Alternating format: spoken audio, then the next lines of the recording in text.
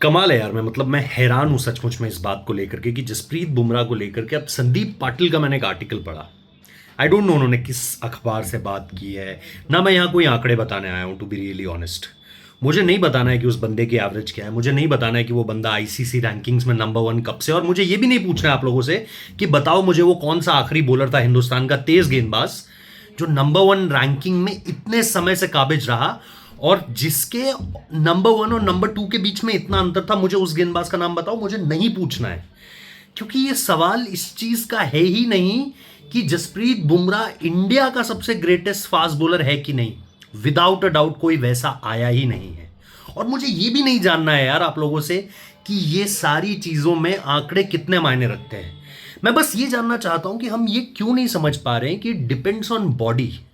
It depends body to body कि किसके शरीर को कितने आराम की जरूरत है, किसके शरीर को आप कितना लंबा चला सकते हो। आशीष नेहरा एक बहुत क्लासिक एग्जाम्पल है, जिनका पूरा करियर जो है वो सर्जरीज से घिरा रहा है। एक वक्त पे पैट कमिंस भी इसी दौर से गुजर रहे थे अपने करियर में। अगर आप उनके करियर को अर्ली फेज वाली स्टेज में स्टडी करोगे, पैट कमिंस हमेशा से ऐसा नहीं था।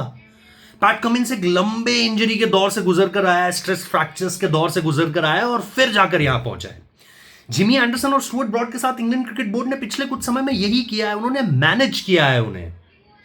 मुझे समझ नहीं आता है जब हम जसप्रीत बुमराह को मैनेज करने की बात करते हैं तो हमारे एक्स क्रिकेटर्स जिनकी जिनकी जिनकी जिनकी इज्जत करनी चाहिए, जिनका सम्मान करना चाहिए, मैं विदाउट अ डाउट कहता हूं।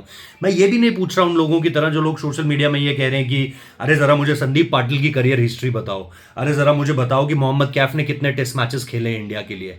क्योंकि मुझे ऐसा लग रहा है कि मोहम्मद कैफ ने भी जो वीडियो बनाया था वो क्लिकबेट वीडियो था। वो क्लिकबेट वीडियो था, उसके अंदर का वीडियो कुछ और है और वो कंटेंट कुछ और देना चाह रहे थे। उसको बेचना किसी और नाम से चाह रहे थे, उसकी पैकेजिंग अलग थी, सामान अंदर कुछ और था। संदीप पाटिल ने जो कहा है वो कपिल देव, यार इन लोगों से आप क्यों कंपेयर कर रहे हो? तब की क्रिकेट आज की क्रिकेट में बहुत अंतर है। और मैं नाम नहीं लेना चाहता यार, लेकिन उस समय दो तरह से क्रिकेटर सोचते थे। या तो सोचते थे कि कपिल देव किस तरीके से गए थे इंडियन क्रिकेट से, क्या किसी को वो कहानी पता है? कपिल देव के आगे हाथ जोड़ने लग गए थे लोग कि सर आप जाइए, आप जाइए, आप जाइए। इस तरह से उनके आगे लोग कहने लगे थे यार। I don't want to defame any legend of the game. लोगों ने अपने करियर प्रोलॉन्ग किए, खींचे अपने करियर। 120 की स्पीड में वो गेंदबाजी करते थे यार। उन्होंने अपने करियर खींचे जस्ट बिकॉज वो खेलना चाहते हैं इंडिया के लिए।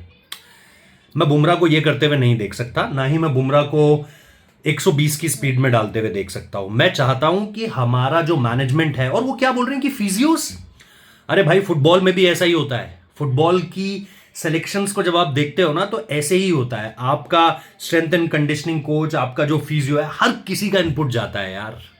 और अगर यहां पर भी इनपुट जा रहा है तो क्या गलत है? अगर जसप्रीत बुमराह, और ये नया कॉन्सेप्ट की गोली खा लो, भाई कोई आर्मी में नहीं है, क्रिकेट खेल रहे हैं सब लोग, इतना सीरियस मत लिया करो। ऋषभ पंत के भी पांव में लगी हुई थी, पांव में लगते हुए उन्होंने खेला, उसके बाद वो टूटी पांव के साथ अगले टेस्ट में तो नहीं आए ना। तो जब जसप्रीत बुमराह को पता है कि एक टेस्ट मैच वो खेलेंगे और तो उनका स्ट्रेस फ्रैक्चर हो जाएगा, और स्ट्रेस फ्रैक्चर का मतलब ही ये होता है कि एक कांस्टेंट जगह में आपको बार बार फ्रैक्चर्स हो रहे हैं। तो इस चीज को समझना कितना मुश्किल है यार कि बॉडी टू बॉडी डिफर करता है। अभी ईशांत शर्मा से किसी ने पूछा, उन्होंने कितना प्यारा जवाब दिया यार। 100 टेस्ट मैच खेला हुआ बंदा है, उन्होंने कहा बुमराह की बॉडी अलग है भाई। इतना समझने में कितना वक्त लगता है। और ऐसा नहीं है कि उसने आईपीएल के गेम्स नहीं छोड़े, उसने मुंबई इंडियंस के लिए आईपीएल के गेम्स छोड़े क्योंकि वो फिट नहीं था। उसने बॉर्डर गावस्कर ट्रॉफी में भी आराम मांगा था क्योंकि उसको पता था कि उसकी बॉडी को आप खींचोगे तो लंबा चला जाएगा। वही हुआ, हमने रिस्क लिया और वो रिस्क कैसे सामने निकल कर आया हमको पता है। अब ये सारे के सारे लोग पीछे पड़े हुए हैं कि नहीं जसप्रीत बुमराह की बात कैसे मानी जा सकती है। अरे सिर्फ जसप्रीत बुमराह की बात नहीं मानी गई है, फिजियोस की बात मानी गई है, कोचिंग स्टाफ, सबके पास बुद्धि है, दिमाग है सबके पास, और उसी का सबने इस्तेमाल किया है। रादर देन एक नेशनलिस्टिक व्यू देना, भाई कोई बॉर्डर पे नहीं खड़ा है कि जाओ और जाके 100 लोगों को मार कर आ जाओ और गोली खा लो। प्लीज इसे समझिए, प्लीज इसे एक पता है राष्ट्रवाद का मुद्दा मत बनाइए प्लीज। किसी क्रिकेटर जो ऑलरेडी यार, इसलिए मैंने शुरू में कहा था मैं कोई नंबर नहीं बताना चाहता, he is by far the greatest यार। कोई नहीं रहा इंडियन क्रिकेट में नंबर वन फास्ट बॉलर जो नंबर वन रहा है, और वो तब भी अकेला था, वो आज भी अकेला है।